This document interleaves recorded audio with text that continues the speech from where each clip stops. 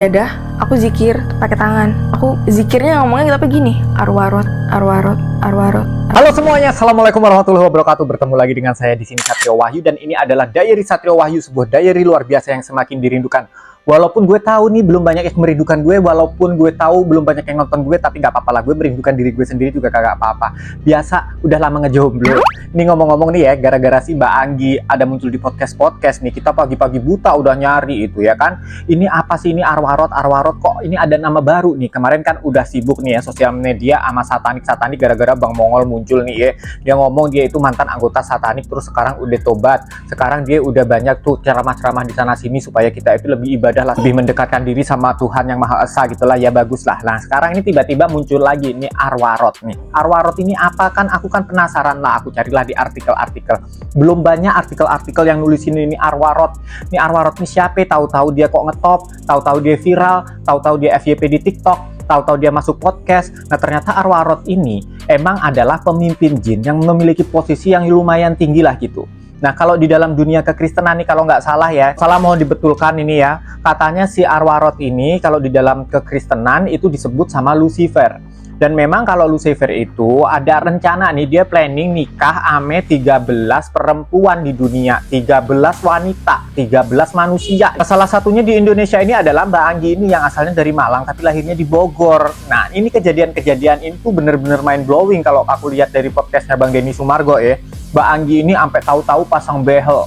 Ini mohon maaf ini ya. Ya untungnya itu Raja Jin, dia pengen nikahnya cuma sama 13 orang. Kalau nikahnya sama perempuan seluruh dunia, ini Dokter Gigi Deviana bisa bangkrut nih, mohon maaf nih Ibu. Dan dari kasus ini juga, dari ceritanya Mbak Anggi, kita jadi yakin kalau misalkan yang fitnah-fitnah itu pasti datangnya itu dari jin, dari setan. Lah tahu-tahu BH-nya Mbak Anggi bisa hilang, terus ketemunya ada di ruang kepala sekolah, ya dialah dituduh dia tuh cem-cemannya kepala sekolah. Nggak salah yang nuduh. Orang kan mikirnya logika-logika aja. Tapi bagaimanapun juga peristiwa mistis kayak gini tuh emang nggak bisa dibuktikan, tetapi memang benar adanya. Udah diruqyah, tukang ruqyahnya yang kepanasan.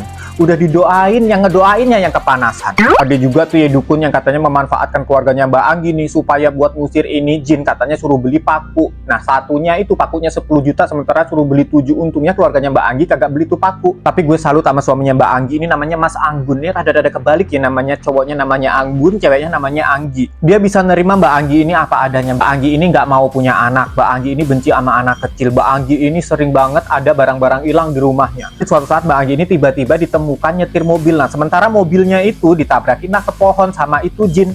Nah pas dituduh si Mbak Angginya itu gak ngerti apa-apa. Orang pada dasarnya Mbak Anggi ini gak bisa nyetir mobil. Dan lebih-lebih lagi saat didatengin ke TKP tuh ya, mobilnya kagak ada kuncinya. Balik lagi di sekolahan waktu si BH-nya hilang ya, dia kan laporan tuh sama guru. Emang by the way Mbak Anggi ini udah sering banget mengalami kejadian supranatural kayak begini. Jadi waktu BH-nya hilang dia laporan sama guru, gurunya lapor ke orang tuanya Mbak Anggi, orang tuanya Mbak Anggi datang tuh ke sekolah bawain BH yang baru. Sementara itu Mbak Anggi kan dikasih hoodie tuh sama gurunya ya kan. Pas BH-nya nyampe di sekolah, hoodie-nya suruh lepas, suruh pakai BH yang baru yang dibawain ibunya dari rumah. Pas dibuka hoodie-nya, jaketnya itu, seragamnya ganti hilang, jadi nggak pakai apa-apaan, cuma pakai dasi doang. Mind blowing nggak sih cerita ini? Gue juga nggak habis pikir ada cerita nyata sampai segininya. Tapi gue sih percaya loh ya, yang namanya jin tuh gangguannya bisa sampai kemana aja. Coretan-coretan di dinding pakai darah, baunya juga amis. Jinnya nggak sadar kayak gitu, entah Mbak Anggi yang melakukan seperti yang dikatakan sama orang-orang, atau memang jin itu melakukannya dia sendiri, atau jin itu masuk ke badannya Mbak Anggi, kemudian memakai badannya Anggi untuk mencoret-coret itu dinding.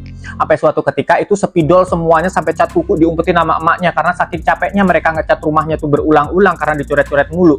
Habis diumpetin itu spidol sama yang lain-lain alat tulis tuh, tiba-tiba jinnya nulis lagi tuh di tembok, dimanapun lo umpetin gue tahu. Nah lo kan, apa nggak kurang ajar itu jin? Kayaknya nih emang Raja Jin ini emang jujur nih by the way, karena dia waktu pilkajin nih, pemilihan kepala jin ini dia kagak suap-suapan, kagak nyolong suara nih, kayak bener-bener kuat dan kompeten untuk menjadi kepala jin. Pantesan kalau gue pikir-pikir kuntilanak, pocong semuanya sekarang udah nggak pernah lagi mondar-mandir di TV, pernah lagi mondar-mandir di layar lebar, kalah pamor dia sama Awarot. Salah sendiri tuh pocong kagak mau ikutan podcast. Ternyata dunia horor ini juga mengalami banyak kemajuan ya, bukan hanya cuma dunia online shop. Tapi kita kan nggak boleh suuzon mulu, kita mesti kusnuzon sama itu jin. Kenapa cuman gara-gara itu jin bikin cerita kayak beginian, akhirnya konten kreator pada rame itu konten nih. Kita mah mikirnya gitu aja, bukannya kita nyukurin ada orang diganggu digangguin jin ya. Tapi gimana pun juga kita tetap berharap Mbak Anggi cepat sembuh terus dapat punya anak gitu ya, mereka supaya bahagia, sejahtera gitu, keluarganya supaya utuh gitu. Walaupun Mas Anggunnya bisa nerima istrinya apa adanya walaupun nggak mau punya anak, juga Mbak Angginya masih muda banget, 22 tahun. Tapi asli nggak kebayang gue itu sampai kunci mobilnya pacarnya waktu zaman masih pacaran itu ketemunya ada di dalam freezer. Dikata itu kunci mobil mau jadiin es nong-nong sama jin. Hari berikutnya masih main tuh, kagak nyerah itu si Mas Anggun. Hari berikutnya kuncinya ada ditaruh di dalam gitar. Nah lo,